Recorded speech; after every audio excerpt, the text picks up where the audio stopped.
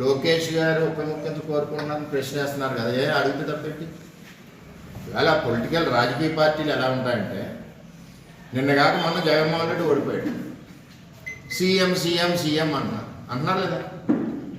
మన దగ్గరికి వచ్చాడు జగన్మోహన్ రెడ్డి ఓడిపోయిన నెలకో 2 నెలలకు వరదలకి, మరి సీఎం సీఎం అనలేదా? రమణపేటలో అక్కడ అన్నారు లేదా?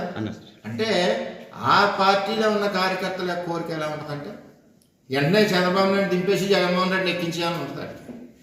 అంటే ఆ పార్టీలో వాళ్ళ ఇంట్రెస్ట్, వాళ్ళ మనోభావం, వాళ్ళ కసి. అలాగే జనసేన ఉంది, మళ్ళీ కళ్యాణ్ గారు సీఎం కావాలని అడగరా కార్యకర్తలు? అది కూడా ఎప్పుడు అవ్వాలి అన్నది ఒక ఆలోచనతో ఆ కార్యకర్తలు పనిచేస్తూ ఉంటారు. అలాగే తెలుగుదేశం పార్టీ ప్రతిపక్షంలో ఉన్నాం, చంద్రబాబు నాయుడు సీఎం సీఎం అనేవారు కాదా? లోకేష్ పాదయాత్రలో సీఎం సీఎం అనేవారు కాదా? అంటే ఇవన్నీ ఏంటంటే, పొలిటికల్ పార్టీ అన్నది కింద స్థాయి కార్యకర్తలకి ఒక మనోభావాలు ఉంటాయి, వాళ్ళకి ఒక కసి ఉంటుంది. వాళ్ళ నాయకుడిని ఇలా ముఖ్యమంత్రిగా చూడాలని ఒక పార్టీ అనుకుంటుంది, ఇంకో పార్టీ ముఖ్యమంత్రిగా చూడాలని అనుకుంటారు.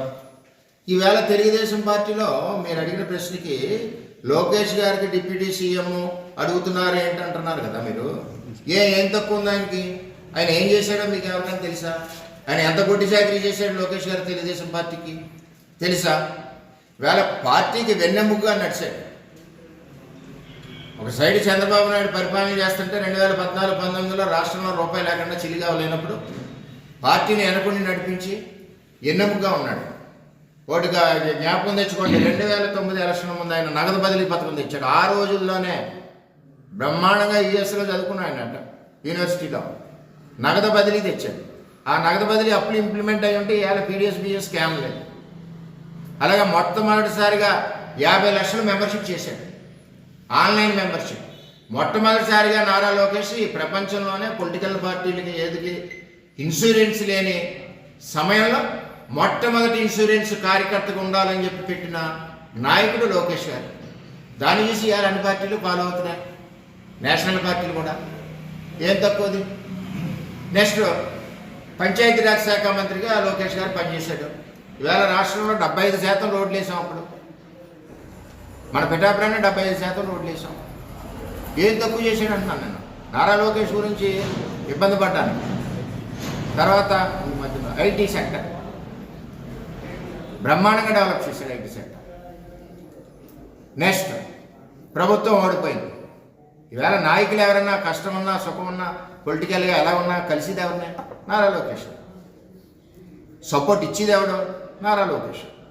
అటువంటిది ప్రభుత్వం పోయింది, అయిపోయింది. తెలుగుదేశం పార్టీ పని అయిపోయింది అన్నాడు జగన్మోహన్ రెడ్డి. ఎందుకు పని చేయలేదు? చంద్రబాబు నాయుడు పని అయిపోయింది అన్నారు, వయసు అయిపోయింది అన్నారు.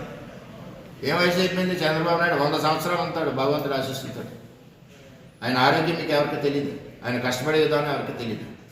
అన్న పరిస్థితుల్లో కార్యకర్తలు మేము తిరుగుతుంటే అయిపోయిందిరా మీ తెలుగుదేశం పార్టీ అనేవారు. మమ్మల్ని అని వారు ఆ పార్టీలో ఎత్తుకుంటారు. దాన్ని ఒకటి ఇక్కడ తెలుగుదేశం పార్టీలో ఆస్తులు అమ్ముకుని కొంతమంది ప్రాణాలు అర్పించి కాళ్ళు చేతులు పోగొట్టుకుని ఈ పార్టీ గురించి పనిచేసిన కార్యకర్తలు దేని గురించి పనిచేశారు?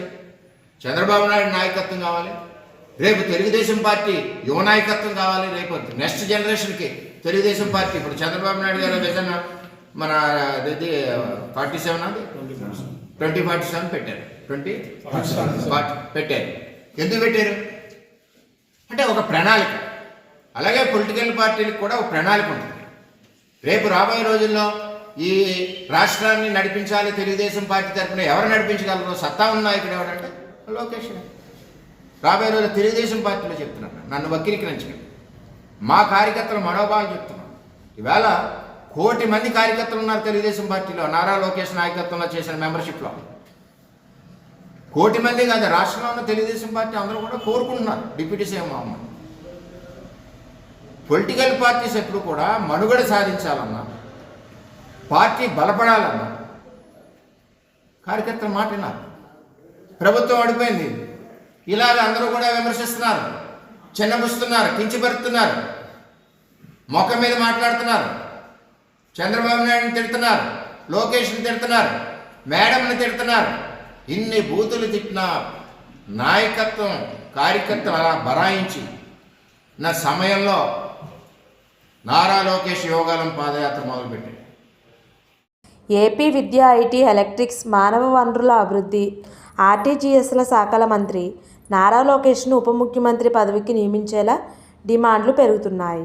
పొలిట్ బ్యూరో సభ్యుడు శ్రీనివాస్ రెడ్డి, సోమిరెడ్డి చంద్రశేఖర్ రెడ్డి వంటి సీనియర్ టీడీపీ నాయకులు ఈ చర్యలను బహిరంగంగా సమర్థించారు.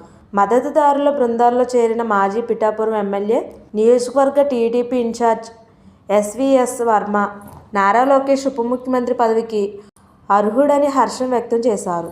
లోకేష్ సాధించిన విజయాలను హైలైట్ చేస్తూ లోకేష్ టీడీపీ సభ్యత నమోదుకు నాయకత్వం వహించారని, ఇది ఒక చారిత్రాత్మక మైలురాయి అని వర్మ ఎత్తిచూపారు.